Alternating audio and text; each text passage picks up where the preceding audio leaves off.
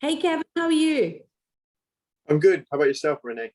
Good, good. Well, thank you so much for joining us. A little bit about Kevin. Kevin's a candidate and also an executive sales leader with a strong background in the engineering sector. He's held a number of roles across Asia Pac and growing businesses successfully.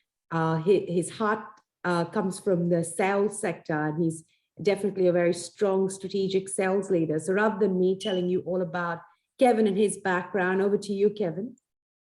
So, Renee, thanks very much for that. One of the key things I wanted to tell you about myself is some of the strengths I've got. I'm strategic. I'm very strong in strategic planning, business development, as well as continuous improvement.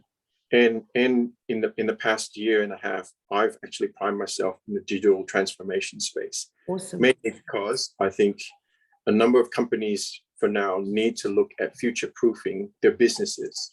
COVID's provided a very strong indicator that we need to move into the digital space. And that's one of the areas that I believe a large number of these companies, in companies I will potentially be working for, need to start looking and focusing on. No, I completely agree. So Kevin, what's been your career journey? Tell us a little bit about, your background, your journey as a sales leader. So my background, in a really quick snippet of it, I've spent a number of years in the sales side of the business. I've actually deliberately had my career span over a significant number of facets in the business. So I'm talking about service operations, continuous improvement, engineering, aftermarket. A lot of it stems to the point that, yes, you have one key salesperson sell that first machine or first prime product to the customer. Yep.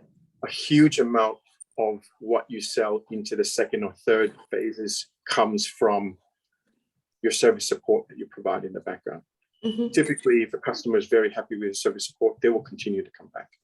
So that's where I'm very strong in those key areas, because it allows me to provide a customer with a holistic solution rather than just that one point of sale. It drives sustained sales through the years, and it develops that relationship that you've got with the customer, because you're able to look at it from a different lens and provide them with the whole suite of solutions. No, excellent. And I mean, I know your background spreads across Asia Pac, and you've spent, a couple of years in Asia growing, businesses based on, their plans for growth and been successful. Can you share with our listeners today a little bit about, what you've seen has been the major shift with regards to trends and trends that you've been, noticing over the last 12 to 18 months, specifically in the engineering sector? So one of the key things I'll mention about, and particularly in Asia, you have a large number of organizations that are still very archaic in terms of how they manage their business. That's where I mentioned earlier on about the digital transformation that needs to take place in these organizations. And they need to start looking at how they can future-proof their organizations so that they don't have to keep reinventing themselves every 3 to 5 years. Going back to COVID, that has really changed the landscape, especially in Asia, where you have a large number of workforce that are remote, and how you manage those teams remotely is going to be very critical. That's where I think one of my key strengths through this digital transformation phase, as well as my strengths in the leadership space. Your employees will need somebody who's able to coach and provide them the guidance and strategy and vision as to where this company needs to be, or the organization needs to be in 3, 5, maybe 10 years' time. If you don't have that clear vision in place, then everyone is just going to be doing their job, thinking it's just a job. And they need to understand how they contribute to the overall success of this company. Okay. And what do you think is going to be, what is the engineering sector, from all your expertise over the years working across, Asia Pac? What do you think 2022 looks like for that sector? One of the key things I believe is there's going to be a boom in terms of the stored energy. Let's put it that way. So electrical, you're talking about battery powered, or even renewable energy resources. So you talk about solar, you talk about battery powered electrics, hydroelectric, or even hydrogen, for example.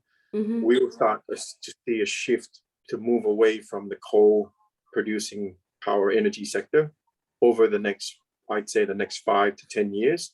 And the focus is then going to be on renewable, sustainable, long-term energy providers as well. Okay, interesting. All right. And I mean, Kevin, I think it's always important to, understand where things are at with strategic leaders like yourself, traveling across the globe, doing amazing things with businesses, and then coming back to a local market like Australia. You're going through that journey of now finding yourself the right opportunity, in the Australian marketplace. Can you tell me a little bit about, from a candidate perspective, what the challenges have been for you in finding the right sort of opportunity, and what you believe are the objections, and where do you feel the opportunities will come from? I think, in my opinion, I think in the last 2 months since I've started this journey of looking for the next opportunity, one of the key things I've noticed is that I think a number of the job descriptions that are presented do not fully help you, do not fully explain the roles and responsibilities well enough. And for me to go through those job descriptions or JDs and review them and then says, yes, I can do that job, and then find out later on it's not a match, I guess, to my skill set, or what I believe was a match to my skill set, is becoming a little bit more frustrating to that point. The next role that I'm looking forward to, and I use, I guess, an 80-20 rule, is I want to be comfortable in that position, knowing 80% of that time I need to be comfortable in that position, knowing I've got the experiences and the skills to make this job, be really great at this job. The other 20% is, I would classify as just nauseating. It creates a real, I won't say anxious or angst in me, but how do I challenge myself? How do I challenge the process? How do I challenge the company to become more effective, more efficient, be more agile, to be able to meet the ever-changing customer demands that are now coming up? I hate to use the term again, but COVID's really changed the landscape. It really changed the demands of how we do business now. And companies need to really understand that they have to be more agile in terms of future-proofing their businesses. And that's where some of my key strengths I can bring to that company in organization, and drive that for the next 5-10 years. Awesome. Okay.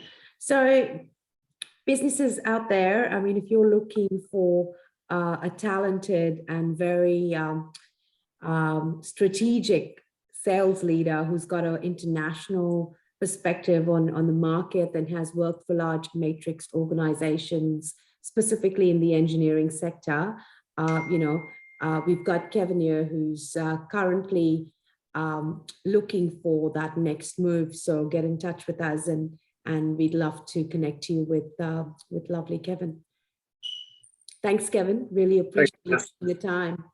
Thank you. Cheers.